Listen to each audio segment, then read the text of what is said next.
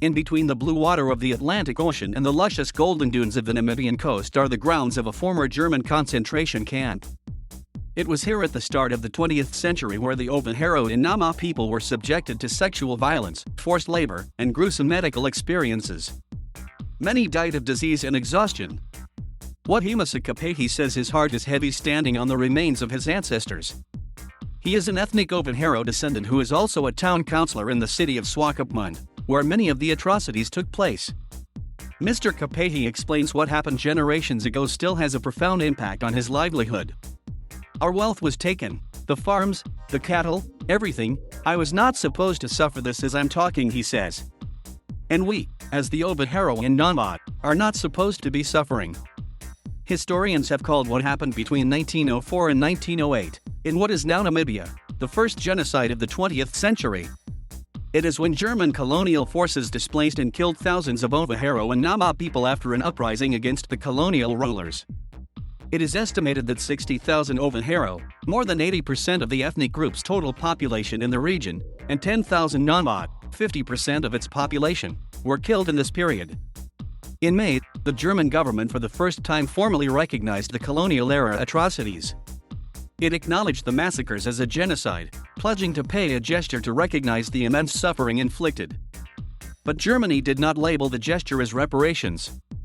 It came out to 1.1 billion euros. It is understood the sum will be paid out over 30 years and must primarily benefit the descendants of the Ovaherero and Nama. But the descendants, including Mr. Kaapehi, do not believe the agreement is a sincere apology for what happened. That was the joke of the century, he says. We want our land. Money is nothing. We want them to come and say an apology. The money is just to say what they did wrong to us. And we don't want a peanut. We want trillions. We want trillions that can heal our wounds.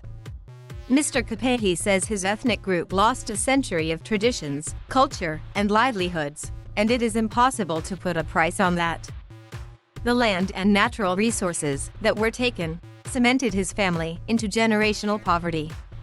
Activists believe it is only fair if the German government buys back ancestral lands now in the hands of the German-speaking community and returns it to the Ovaherero and Nama descendants.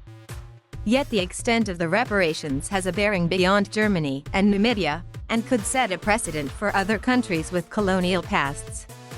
U.S. academics Kirsten Mullen and Sandy Darity, who support reparations for descendants of the slave trade, argue that this tends to mean any concessions made are likely to be small, and only given as a last resort.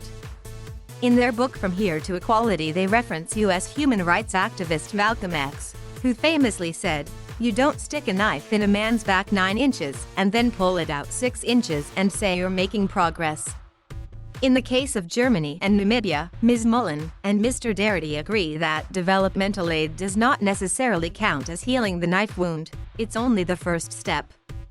Pulling the knife out is not reparations, but it's essential. But it's not reparations. The reparative act is the healing